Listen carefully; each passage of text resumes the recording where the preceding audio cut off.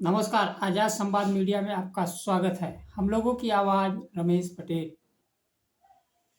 किताब, कलम और बैग बचाने वाली बच्ची अनन्या को अखिलेश यादव ने सम्मानित किया। किसान नेता डल्लेवाल अपने गांव पहुंचे।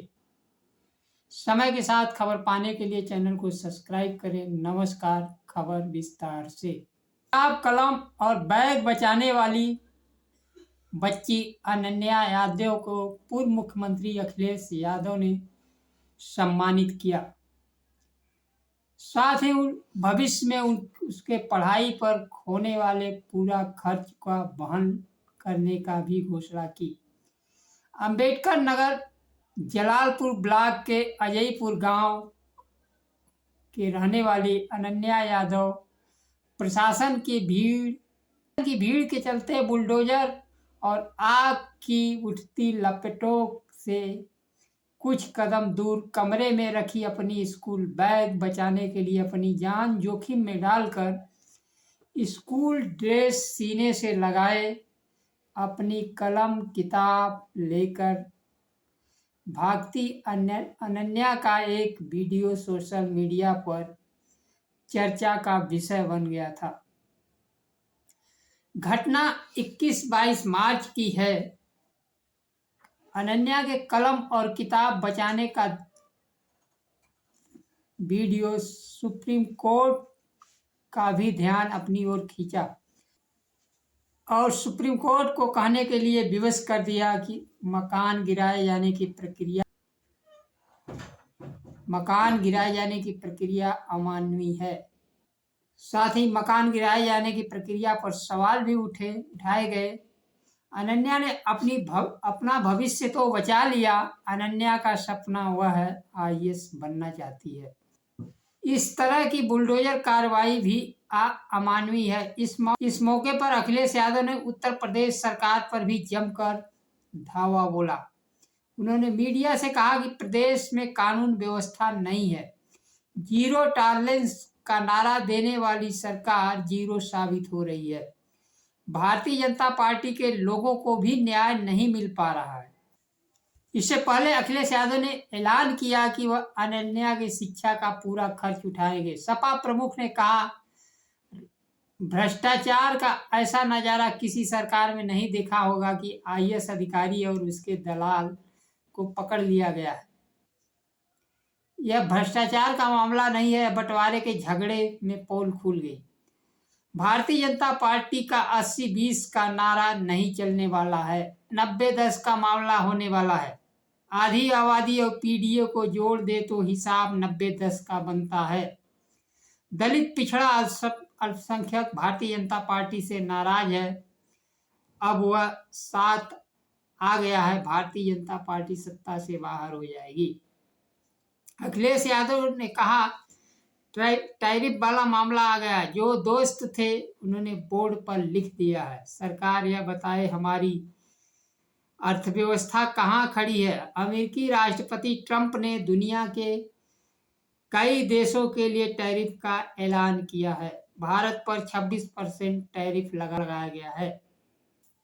यूरोप से लेकर चीन की प्रतिक्रिया आ गई। चीन ने तो जवाबी टैरिफ भी लगा दिया है, लेकिन हमारे देश के प्रधानमंत्री से लेकर वित्त मंत्री, वाणिज्य मंत्री, विदेश मंत्री चुप्पी साधे हुए हैं। टैरिफ लगने से 3,000 से 5,000 अरब डॉलर का नुकसान होने की संभावना है। फार्मा, ऑटोमोबाइल्स, उसके साथ कृषि उत्पाद पर अमेरिका दबाव बनाए हुए है, जिससे देश में बेरोजगारी, महंगाई, अर्थव्यवस्था का नीचे जाने की संभावना है। अखिलेश यादव ने कहा, टैरिफ पर दिल्ली वाले तो कुछ बोल नहीं रहे हैं, यूपी वाले बता दें, क्योंकि वह तुरंत गिन लेते हैं। उन्होंने कहा, सब मुद्दों को फेल हो जाने पर भारतीय जनता पार्टी कम्युनल राजनीति कर रही है। सपा सांसद रामजी लाल सुमन के घर पर हुई तोड़फोड़ पर अखिलेश यादव ने जवाब देते हुए कहा, इतिहास नहीं पलटना चाहिए। वक्त और इतिहास पर घबराए लोग साजिश और अफवाह फैला रहे हैं। भारतीय जनता पार्टी बुनियादी मुद्दों पर बात नहीं कर रही है। शिक्षा, रोजगार, आरक्षण, भागीदारी, जाति जनगणना जैसे मुद्दे पर भारतीय जनता पार्टी बात नहीं कर रही है। बेरोजगारी, शिक्षा और जाति जनगणना से ध्यान भटकाने के लिए धार्मिक मुद्दों को उठा रही है।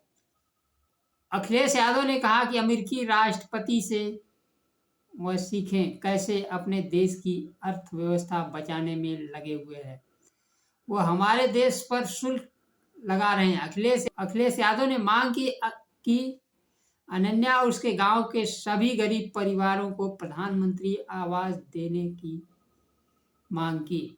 उन्होंने कहा ऐसी घटनाएं बता रही हैं प्रदेश के गरीबों के लिए कोई योजनाएं और ना ही उनकी कहीं कोई सुनवाई हो रही है। खबर है किसान नेता जगदीश सिंह डल्लेवाल अपने गांव 129 दिन बाद डल्लेवाला पहुंचे। पिछले 25 नवंबर को अपने गांव से खरौनी बॉर्डर के लिए निकले थे। गांव पहुंचने पर उनका स्वागत किया गया। पंचायत का आयोजन किया गया था जिसमें राज्य सरकार की तरफ से किसानों को धोखे में रखकर खरौनी शंभू बॉर्डर पर किसान मोर्चे को जबरन खत्म कराया गया था। उसके लिए निंदा प्रस्ताव पास किया गया। इसके साथ ही आने वाले दिनों में किसानों की मांगों को लेकर संघर्ष और तेज करने का भी ऐलान किया गया। जगजीत सिंह डल्लेवाल ने कहा कि एपी की कानूनी गारंटी मांग की लड़ाई को जीत कर लेकर आने का संकल्प लिए हैं। इसे पूरा करने के लिए अपनी जिंदगी भी समर्पित कर दूंगा। पंजाब की भागवत सिंह मान सरकार ने किसानों को धोखे से छुरा घोंपा। ऐसे अब पहली बार हुआ किसानों को बैठक में बुलाकर गिरफ्तार किया गया। इसके बाद बॉर्डर पर चल रहे मोर्चे पर हमला किया गया।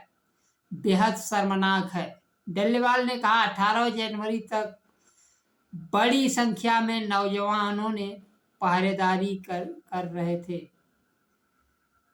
तो किसी प्रकार से सरकार को आंख दिखाने का मौका नहीं मिला, ना ही वह हिम्मत जुटा पा रही थी। डल्लेवाल ने मीडिया से बात करते हुए कहा कि पिछले कई दिनों से अमेरिकी व्यापार प्रतिनिधिमंडल भारत में आया हुआ है और अमेरिकी कृषि उत्पादों को आयात शुल्क खत्म करने का दबाव भारत सरकार पर बना रहा है। यदि भारत सरकार इस दबाव में झुकती है तो वह देश के किसानों के लिए डेथ वारंट होगा।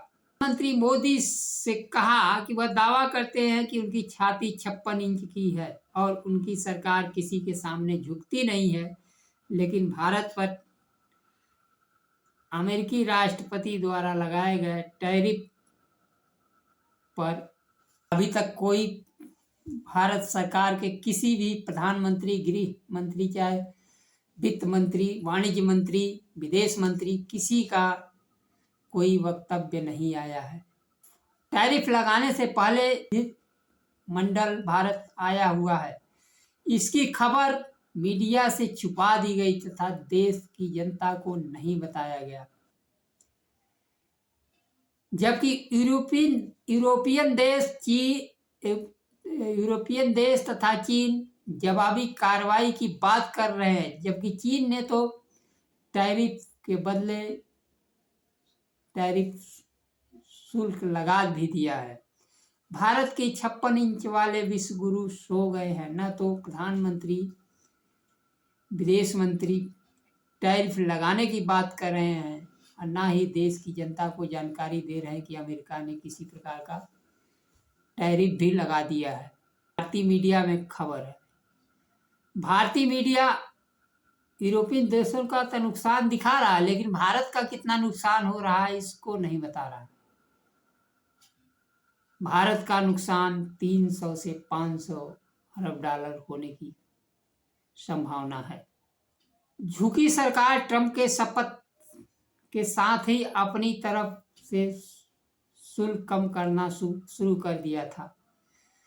सरकार से किसानों को संरक्षण की उम्मीद नहीं करना चाहिए। किसानों को एमएसपी पाने की भी उम्मीद वर्तमान सरकार से छोड़ देनी चाहिए। अगर किसान अपने फसल का लागत मूल्य निकालना चाहते हैं तो वह उन्हें स्वयं इस पर विचार करना चाहिए और सोचना चाहिए कि फसल का लागत मूल्य कैसे निकले। तमाम आंधी तूफानों जानवरों से बचाते हुए फसल की रक्षा करते हुए किसान मार्केट में जाता है तो उसे मूल्य नहीं मिल पाता। एक विकल्प यह हो सकता है कि किसान अपनी उत्पादन का 20 से 30% कम कर दे, जिससे मार्केट में उन्हें उचित मूल्य मिल सके। साथ ही डल्लेवाल ने किसानों से कहा कि उनका आंदोलन जारी रहेगा। मई महीने में पंजाब, हरियाणा, राजस्थान में किसानों की महापंचायतें होगी, जिसमें वह खुद स्वयं शामिल होंगे और सभा को भी संबोधित करेंगे। सरकार ने धोखे से किसानों को आंदोलन को तो समाप्त कर दिया गया, लेकिन यह चिंगारी कब तक दबी रहेगी? सरकार एमएसपी गारंटी मूल्य कानून लाती है या किसान स्वयं का कानून बनाकर लागू करें, इस पर गंभीरता से विचार करने की बात करनी चाहिए। सरकार तो कृषि उत्पाद को निर्यात करने की बात करती है, लेकिन जब से पाकिस्तान से निर्यात कृषि उत्पाद का खत्म हुआ है, किसी भी फसल का सरकार के निर्यात करते हुए भी उचित मूल्य नहीं मिल पा रहा है। यह एक सच्चाई है। वर्तमान ग्लोबल विलेज में अमेरिकी राष्ट्रपति द्वारा लगाए गए टैरिफ का मुकाबला करने के लिए भारत सरकार को अर्थव्यवस्था को बचाने के लिए तमाम विकल्पों पर विचार करनी चाहिए तथा देश को विश्वास में लेकर किसी निर्णय पर आगे बढ़ना चाहिए। यही अमेरिका जब परमाणु पोखरण के समय देश पर प्रतिबंध लगाया था तो भारतीय जनता पार्टी के प्रधानमंत्री वाजपेयी जी ने अमेरिका से यह गुजारिश नहीं की कि आप प्रतिबंध हटा लें, क्योंकि प्रतिबंध लगाने से भारत से अधिक नुकसान अमेरिका का हो रहा था। बाद में मजबूर होकर स्वयं उन्होंने हटाया। भारतीय अर्थव्यवस्था बचाने के लिए जहां देश की 140 करोड़ जनता है, उसको विश्वास में लेकर आगे बढ़ना चाहिए। किसी के दया पर देश को नहीं छोड़ना चाहिए। आज के लिए बस इतना ही। नमस्कार। जय संविधान।